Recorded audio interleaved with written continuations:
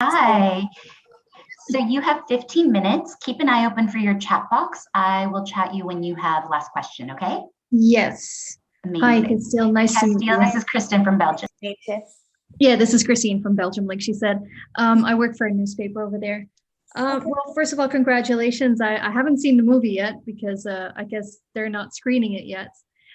So it's all going to be a big surprise for me. So can you talk a little bit about, how you got to direct the third one, the fourth one, and then there's a prequel and a sequel. So you have 4 projects coming up, right? So if you can talk. So I directed a movie called Fear of Rain that I met the producers of After through that, and they'd seen that. And so I got the interview and immediately read the books and watched a ton of romances and sort of came up with ideas about the intimate nature based on that. And I think there was also a bit of like, can I do this? Yeah, I can figure out how to do this, and like, I don't, they're going to see this, but like not padding your resume, but like, are you comfortable with intimate scenes? I was like, yeah, absolutely. Totally can do that. And like, I learned how to do them on the job. But yeah, I think that was kind of how things came about. And I sort of fell in love with the story and like the messiness of it and the darkness of it. And of course, we put ourselves in Tessa's shoes as we read it. And so you fall in love with Hardin. And I feel like I relate to that because, I'm always doing that sort of thing. So it all felt very close and kind of exactly what I would have wanted to watch when I was, well, maybe even now, but certainly when I was like 16 to 24. So I guess that's where it all began for me. Yeah.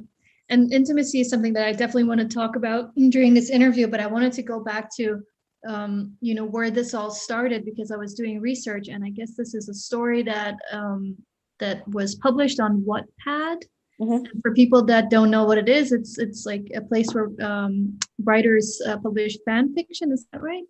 And so you've heard about it before? Yeah, I heard about it. Wattpad's a pretty big kind of self-publishing machine. And they've had a lot of really great properties recently. I mean, I kind of wish I had like the discipline to write a novel and put it out on Wattpad. I think it'd be really fun. And yeah, I mean, it's like, to me, what's really great about it is the interactive nature with the viewers, or the readers rather. That instant feedback loop, I think, is really cool and is what people gets people engaged. And how hands-on is Anna? I think that's the name of the writer. How hands-on is she when it comes to directing, or like working on these movies with you? Yeah, I worked a lot with her in development, and certainly worked a lot with her in the sense that I used the book as the Bible for it. So I was constantly consulting the book throughout production. But yeah, I mostly worked with her in development, and it was really important to me to kind of get the essence of her book and what she was going for across to the readership, because I think, she knows this audience better than anyone, and she kind of created this thing that became bigger than life. So I think she's brilliant at what she does. And speaking about this audience, obviously the fans are a very big part of this successful franchise. So what has that been like for you as someone who came on to the franchise, not late, but for the third movie? What was that like? Yeah, I think that's the most daunting part of it was, I felt very sure of and confident in my vision for the movies, and in my understanding of the relationship based on the book. But when the news was leaked about me directing, there was, pandemonium with them. Like, I've never experienced anything like that. And I didn't realize how big it was until that happened. And that was daunting. But what's really great is like the fans are really, not only are they supportive, but they also will tell you, this is what we want. And like to have that, in addition to the source material, but like there are things in the material that they don't like. And so it's important to know that, because we have the opportunity to kind of, do a bit of revisionist history here. And also modernizing things. The books were written 6 years ago, or now it's like 7 years ago. So that's a different era than like the post Me Too era. So it did have to be updated for that, and with the fans' consideration in mind. And how does that work, like that interaction with the fans, that they're able to possibly change things? I just wonder how that works. I mean, they message me all the time on social media, and I try to put myself in their shoes all the time, I guess, too, because I'm like, I can't imagine actually having input on, what you see on the big screen when you're not directing it. But they really do. They give me really good ideas, and they just message me. I mean, constantly. I get like hundreds of messages a day between Twitter and Instagram and all of that.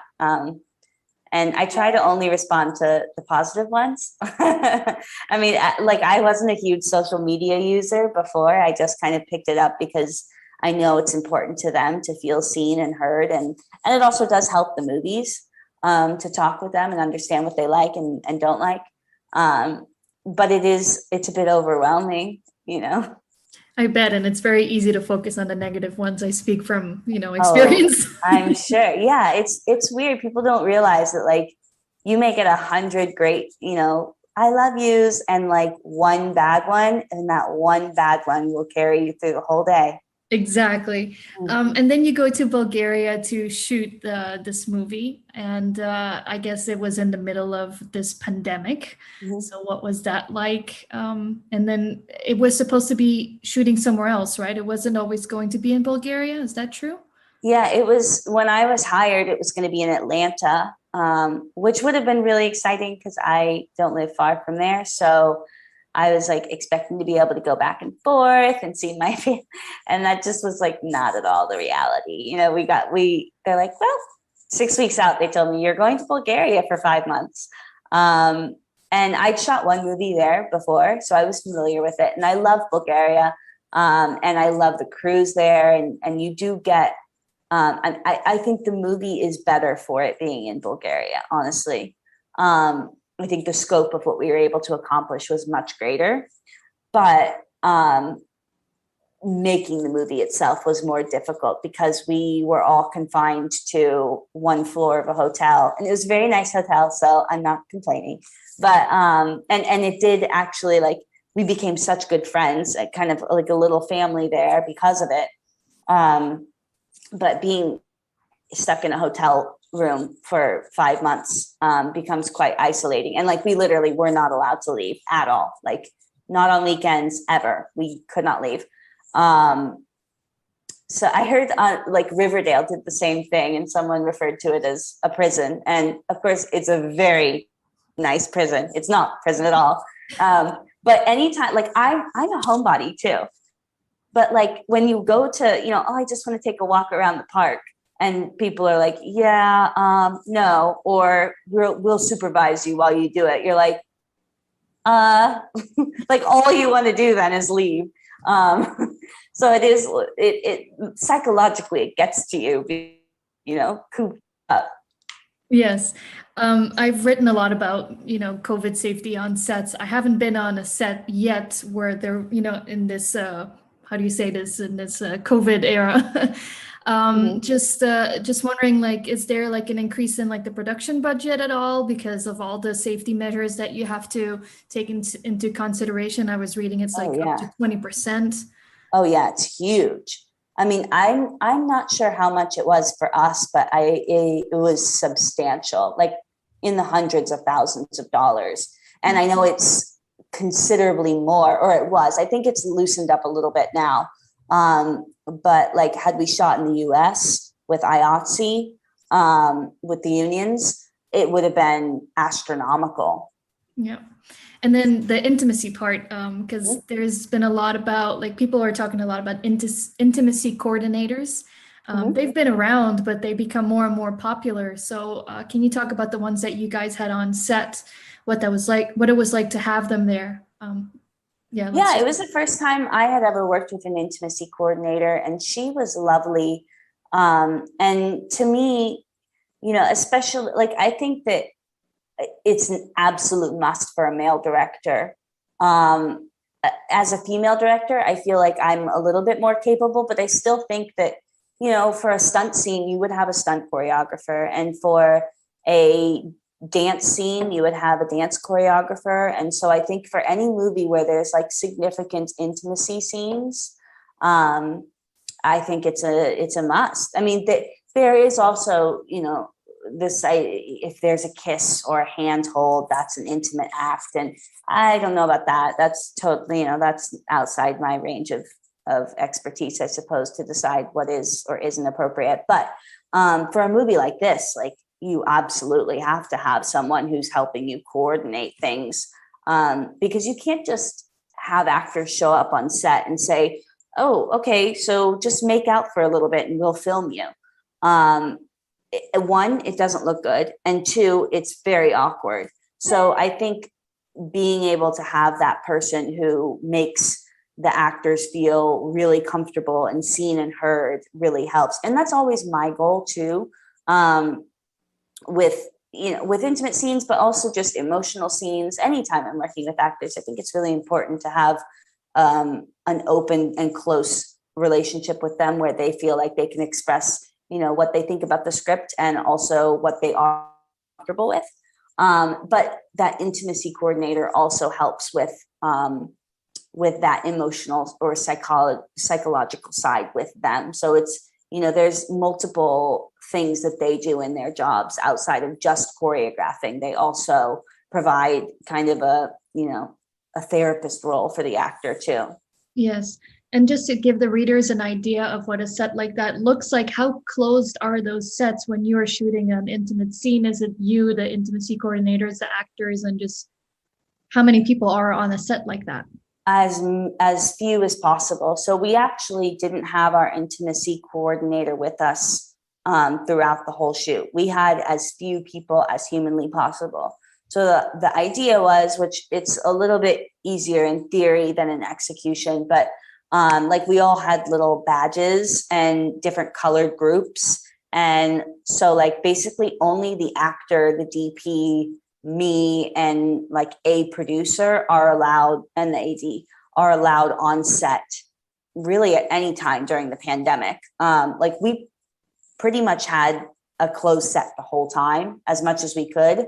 But definitely during those intimate scenes, I mean, there would be, a handful of people, as few as possible, the absolute bare bones. And the people that were there, unless they needed to have their eye on the camera, like the sound guy, the boom guy, he's got to be there holding the mic, but he's like, he's not watching it, like, because that's awkward. Even I actually, we would put up a privacy screen so that anyone that has to be on set is still outside of the actor's vision. I find that really interesting. And also, gosh, I forgot what I was going to ask. Oh, the recasting. So I guess because of COVID, there were a couple of recasts. Yeah, there's a lot of recasts. Yeah, can you talk about that a little bit, if you can elaborate on that? Yeah, so it wasn't my intention originally to recast everyone, and I think ultimately it turned out for the better, because I think it kind of set a new tone for the project, which doesn't feel like a sequel, I don't think, so much as kind of a reboot. But it wasn't my intent going into it, but I think one person was pregnant, and another person, didn't want to go to Bulgaria, and another one was afraid of the pandemic, and all of these reasons, people got recast, or budget reasons. I don't know. There were various things that came up, And we ended up with a whole new cast. I mean, except for Luis and the 2 kids, it's all brand new. Yeah, and I think I have one more last question, then we have to wrap. So you did 2 movies back to back, and you still have 2 to go. So do you have any downtime? Because I know that it took 5 months to shoot, and you were so busy. So if you can talk about your free time. Yeah, in my free time, I ride horses, which is like my real passion. It's funny, like for so long, my whole life was around movies. And now that I'm like able to get that off the ground, it's like only once I shifted my focus to something outside of that like the desperation stopped, and then I got after. But yeah, I don't have, a ton of free time. And I'm working on lots of other projects, because you kind of have to in this business. Like, I don't trust that anything is happening until it's actually underway or until it's wrapped. Like, that's when I know, okay, that project is happening. But I don't like to count my chickens until they hatch. So yeah, I have a lot of projects going at the moment, that whichever one goes first, that's the next one. But then putting the finishing touches right now, I'm still actually working on After 4. We're doing music and sound right now. So I'm technically still working on these projects. Great. Well, they gave me the wrap. Thank you so much for answering all my questions. I really appreciate it. Thank you. Nice meeting you. You too. Bye. Kristen.